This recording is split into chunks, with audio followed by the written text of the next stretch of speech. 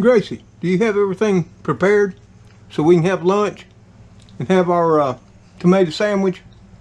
You do? Okay. Let's take a look at it. Okay? What are you laying down for me? Huh? Are y'all tuckered out from getting everything out today? You are? Okay. Well, let's see what you got, Gracie. Yeah, looks like she's got everything laid out. She's a good sous chef. Yeah, she's got her knives out, and we're going to be talking about them some today, those knives. She's got her small chef knife, and she's got one of the world famous Ginsu serrated knives there. Oh, and the star of the show, a couple red ripe, that's red ripe, straight out of the garden, fresh tomatoes, and a nice white onion. She's got out what's left of our lettuce, some cheese right here, yep, and the Sawyer's real mayonnaise, oh yeah, and of course our favorite sunbeam bread. So that's what we're going to be working with today, but we're also going to be talking about something you may not think about. Yep, she's got everything laid out. She did a real fine job. Thank you, Gracie. Oh, well, hello there, friend and family. I didn't see you walk in on us here in our little old country kitchen. And it's lunchtime, and we're going to be fixing up a sandwich. And since y'all all showed up, of course you're always welcome. So glad you came. We got enough to fix some up for you too. And you might wonder, what kind of sandwich is that going to be? Well, we're going to be making up a special tomato sandwich that we enjoy. And I'll be discussing something that Gracie brought up, because she's my sous chef. She preps everything as well as you all know. And she saw me cutting up a tomato last night for a late night snack. And she said I was doing it all wrong. Said I was using the wrong knife.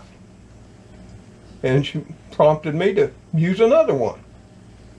And that's going to be part of the lesson we're going to have today in this episode of Mr. Tom's Neighborhood. So come along.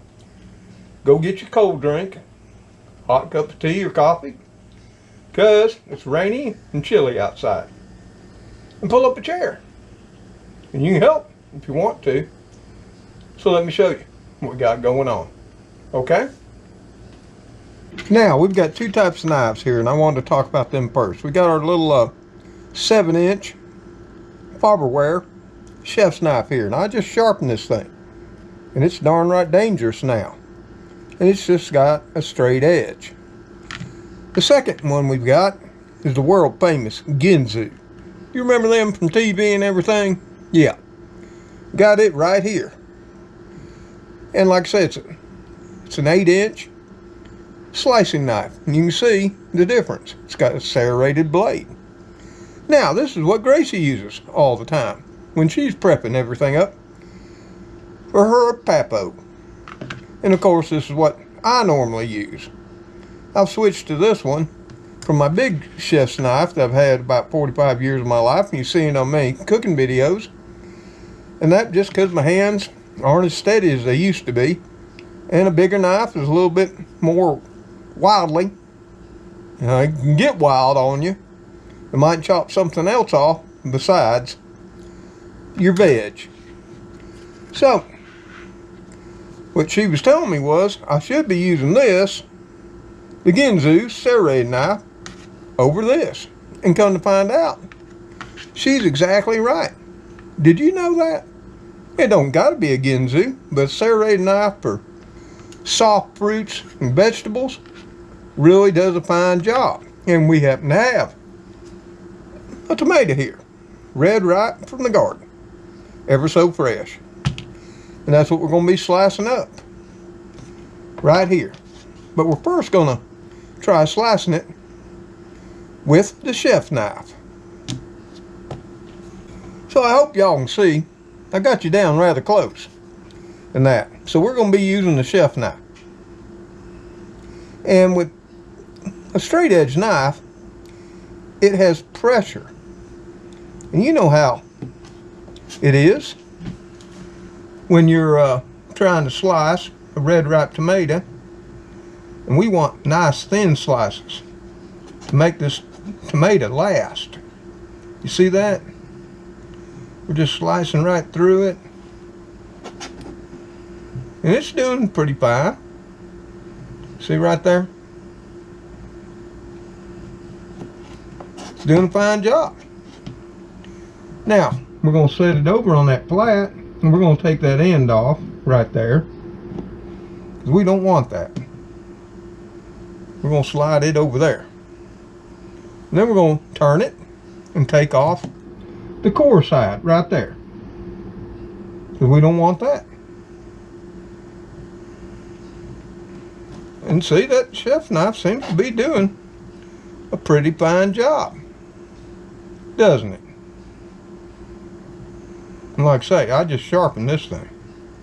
And at the end of this little lesson, see how thin that is right there? Can you see that? But the problem being, if your knives are the least bit dull, when you're slicing one of these red ripe tomatoes, you'll start to squish it. And you won't get these nice slices that I'm getting here, and I'm having to use some pressure, even though this thing is mighty sharp. But this gets where your tomato can really be sliced ever so thin. Look at that. Look at all those slices we got. So you might say, well, Mr. Tom, that did just a fine job, right? Well, it did. We're just going to place these right over here on our saucer, you know, right there. Ooh, looking fine. Yes, they are. Oh, and here's a treat for the chef. Oh, baby. There ain't nothing better than a slice of garden fresh red ripe tomato. No, there ain't. And there's what we got with the chef knife. Let me do a little cleanup here, and we're going to show you what this world famous Ginsu can do. Yep. So now we got our Ginsu and another red ripe tomato. And we're going to have to take off a little bit right here. Right off the side, there's a little imperfection. Now, these you do not press. They're like a saw. You just take them and you saw through that tomato. Just like that. Yep. That'll give us a little flat side there. And we're going to take and do that sawing motion again. And I'm not even having to press, as long as you saw. But you want to saw. And where these come in really handy, especially if you're like me sometimes, and you've got some dull knives that you haven't sharpened up, you know, it's hard to get through that tough skin of a tomato. You know, you tend to squash it before it gets on through it, you know. But with the serrated knife, it just glides right through. And you can make these as thin as you want to. And they're pretty thin. Look at that. Just cutting through that tomato like butter. Even when you get down to a little piece like we got here. See this? Just don't press. Just keep sawing your way through. And look at those. Aren't those beautiful? Beautiful slices. We're just going to put them over on our tomato saucer too. Woo! Look at there. Have you ever seen a plate full of garden fresh red ripe goodness? Any better than that in your lifetime? I think not. So that's going to be the basis of our tomato sandwich today. So we got one other thing to cut up before we start putting our sandwiches together today. Now for hard vegetables, such as an onion, whether you use straight edge knife or serrated knife, doesn't really matter a whole lot if the straight edge knife is sharp. We'll start with it right here, okay? Going to take our end off, and you can see the sharpened chef knife does a good job right there. And I like to slice mine in half before I peel it. Then we're going to peel off that papery skin. We don't want that. Of course, we're going to try to not waste too much of our onion by just taking off the easy layers, you know. And we'll just get that right on off there, just like that, and then take that other little light layer off. Ooh, sometimes it can be difficult, as you can see. It ain't wanting to cooperate with me, and that's why people waste their onion. They get impatient too. Just take off that very first ring. But we got her done. And there we have it, right there. And we'll just put that in the old compost bag. Clean off our cutting board, which I might add, this particular little plastic cutting board was sent to me by one of you, a viewer out there. Whew. That onion sure is strong, but the chef knife does a pretty good job there. Yes, it does. But the serrated knife will also do a fine job. Not that it's so necessary. We're just going to slice in it. Here again, we want nice thin slices for our ultimate tomato sandwich. We don't want them too big. And this is where that sawing motion comes in so handy. See? Right there. Woo, look at those slices. No Ginsu's doing its thing. You can almost read through them if you wanted to. Look at that.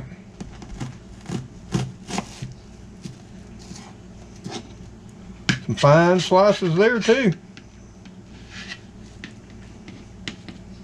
Of course, we'll go back to the chef's knife, which is razor sharp, and see what it can do. And you can see it cuts them nice and thin too, but they stick to it. And that's sort of problematic, you know.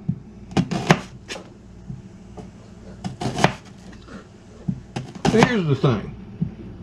If you don't keep your knife sharp, you're going to have all kinds of problems. And you might say, well, I don't like to have my knives sharp because it'll cut my finger off. Well, actually, more kitchen accidents happen from your knives being really, really dull instead of really, really sharp.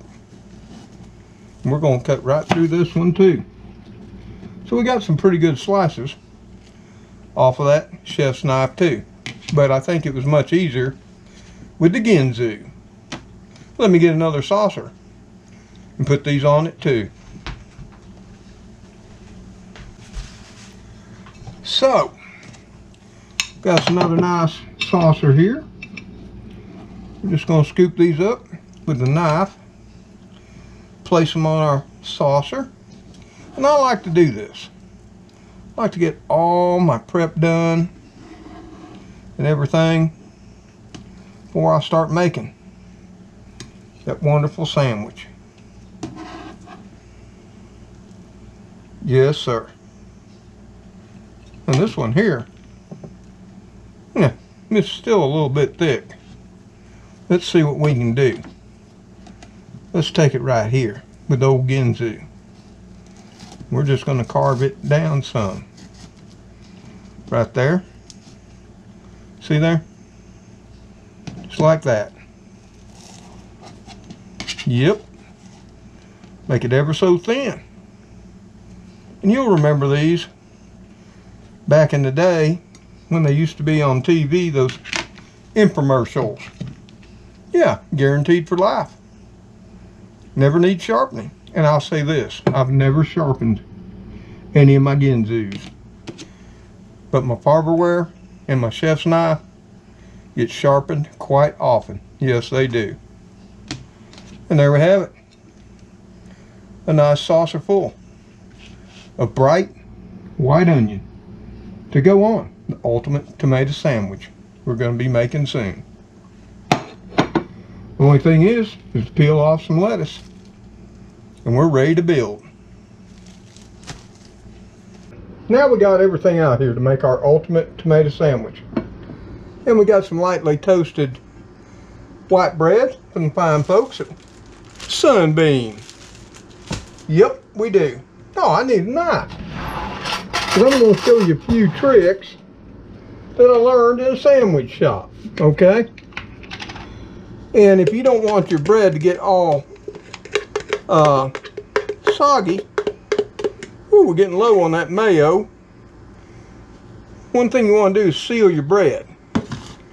And we're going to put us a little layer of mayo on our toasted bread right there. And see, mayo's got oil in it. And that oil will keep the juices of the tomato from soaking into our bread. Yep, it will. And of course, we're using what's left of our Sawyer's Real Mayonnaise. Same company that makes Duke's. And next, what we're going to be placing on this here ultimate tomato sandwich is some of that there nicely sliced tomatoes. Right there. Yep. And if you like thick cut, you put on what you want. I like mine sort of thin. We're just going to get them on there, spread them around. Sometimes they cooperate, sometimes they don't. Just like that. Ooh, look at there. Those are so good. Now, another trick to the ultimate tomato sandwich. Or at least in my mind, what goes better with tomatoes than basil to enhance that flavor? So we're just going to sprinkle on a little basil right on those tomatoes right there. And of course, I got to have a little bit of pure ground black pepper sprinkled on top.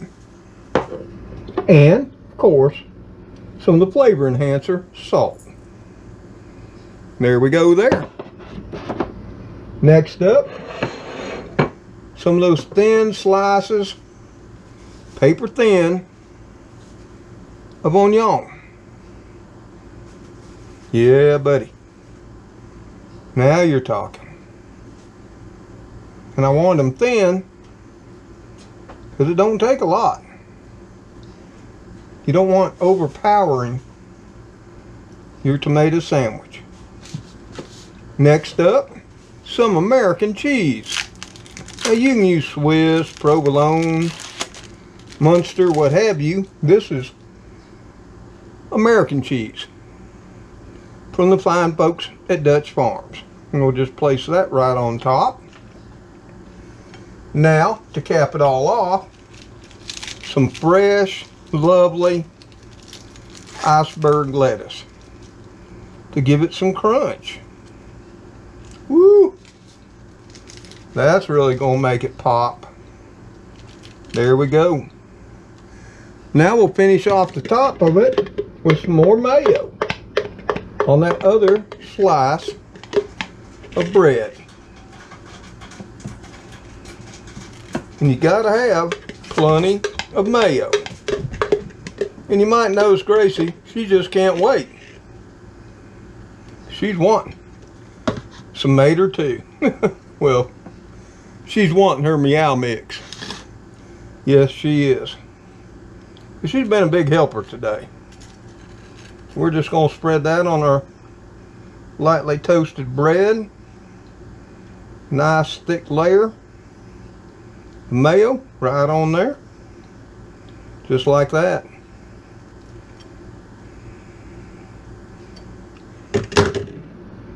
Woo, look at there. Look at there. And then we'll top it on off. And give it a little smush. Right there. And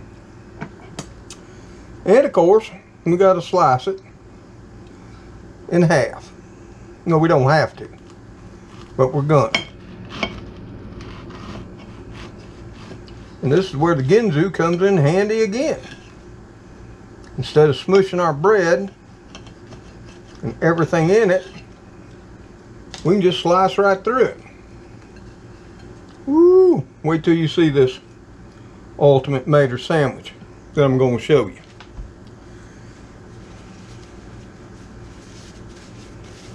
Come on here, let me show you how it's all layered up and looking fine. Woo, look at there. See that layer of vine ripe, garden fresh, red ripe tomatoes, the onion, American cheese, crunchy crisp iceberg lettuce with another mayo topping on lightly toasted white bread. Yeah, don't get no finer than that. No, it don't. The last, but not the least, another fine close friend of mine sent these to me because she knows I love potato chips. So she gives me in chips. And what better with a Mater sandwich than some fine, classic Lay's chips. And there we have my lunch, the ultimate tomato sandwich with some Lay's chips. And just to keep our sandwich all together, like they do in old sandwich shops, we're going to stick us in one of them there toothpicks. Another secret of the sandwich shop. Don't eat the toothpicks. And there you have it. She's all done. And I can't wait. Ooh, look at there. Look at all that goodness on just one plate. I can't wait. And Grace can't wait either, because she knows she's going to get a treat. Well, we got everything put up, Gracie. It's time to eat. And there we have it. Yeah, maybe you learned something, maybe you didn't. Maybe you knew which knife to use and that you need to keep them razor sharp. Or maybe you got some Ginsus too. Let me know what kind of knife and what type you have in the comments below the video. And maybe how you make your ultimate tomato sandwich too.